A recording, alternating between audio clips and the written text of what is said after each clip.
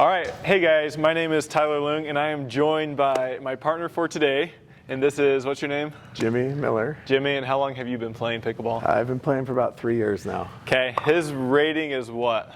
I usually play around 4 or 5-ish. 4 or 5, he's being generous. He's on a good day, he's a 5.0, on an average day, 4 or 5, bad day, probably a little bit lower. About a 2.75. 2.75. Awesome. So he's helping me out today, and today we're going to talk about how to defend my favorite shot, the Erne. So when people are doing the Erne to you, we're going to talk about different ways that you can defend this shot that will help you in your pickleball matches. Stay tuned.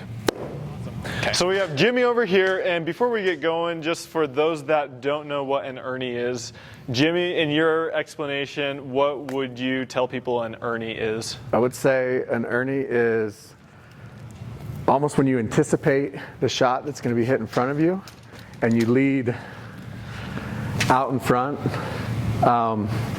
and essentially get closer to the net because you use your athleticism. Awesome.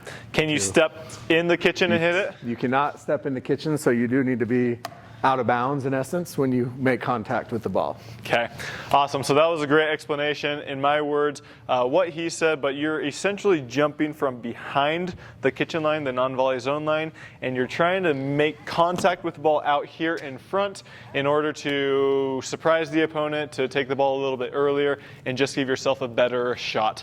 You don't see this shot too often, which is why it's super effective. However, when you do start playing at the higher level, you will see it every once in a while.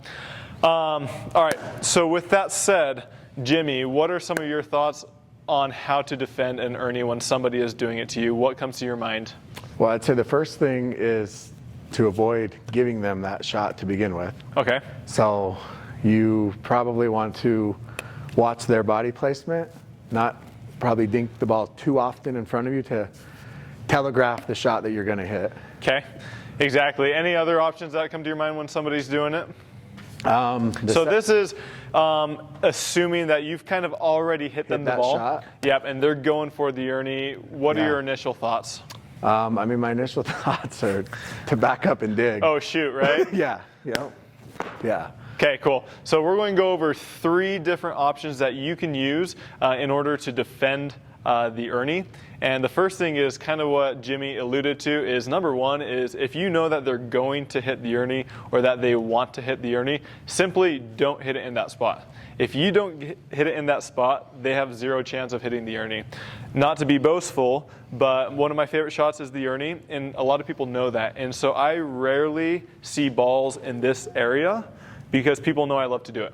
And so by people not hitting the ball in this area, they're eliminating the chance of me doing the Erne and having success with that shot. And so what people do is option 1 is simply hit the ball away from me or hit it in the middle where I can't have that advantage to do the Erne.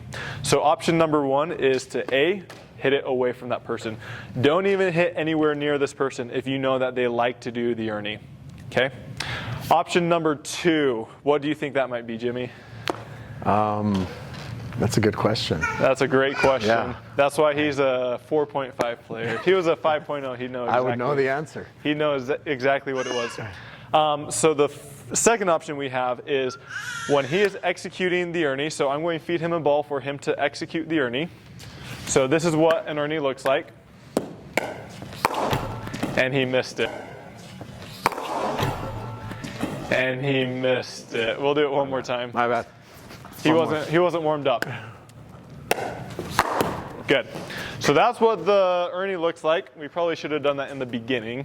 But the second option that this person has is if I know that Jimmy is looking or going to do the Erne, one thing that I can do that a lot of people rarely do is this person, Jimmy, is looking for that Erne. They're looking for that inside ball.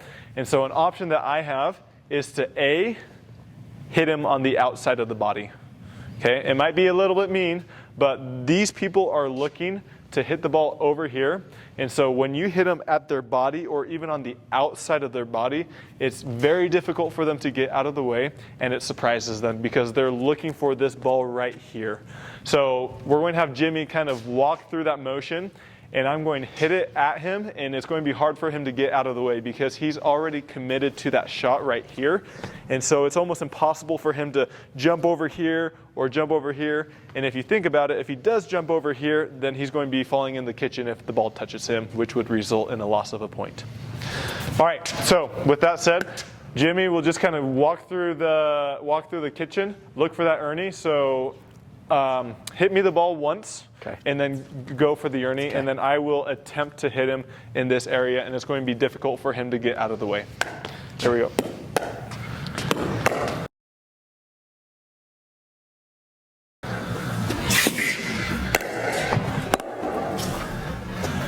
So if I hit it right at his body area, it's so difficult for this person to get out of the way.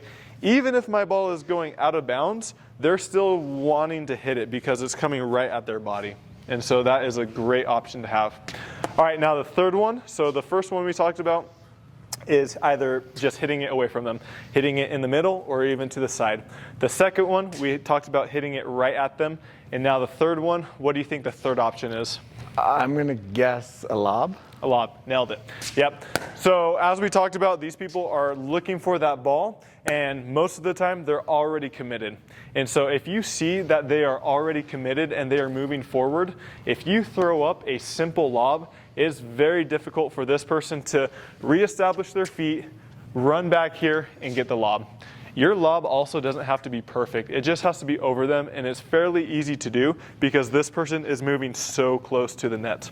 So we're going to take a look at what that looks like now. So you're going to dink once and then go. Yep. And so that was a little bit exaggerated. We'll do it one more time. But the idea still remains is that he's coming up to the net, and it's super easy to lob over that person when they're so close to you. Now, if Jimmy had stayed back here, then that lob idea would not be smart. So one more time. Right there. And truth be told, that was not that good of a lob, but it still worked because he was moving forward right here. Awesome. What'd you learn today, Jimmy, in this little segment? How to defend an Erne. How to defend an Erne. I don't think Tyler's ever going to Erne me again. Exactly. Successfully. Successfully. Successfully. Yes. The first thoughts that a lot of people have when people are starting to Erne is, oh shoot, they start getting nervous, they start backing up.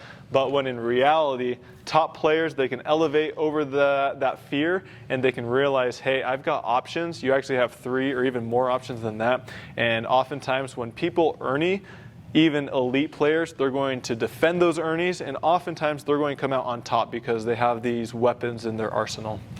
Anything else you'd like to add? No, I think that's it. Okay, awesome. Thanks for tuning in. And if you like this video, make sure to subscribe for more content like this. Have a great day.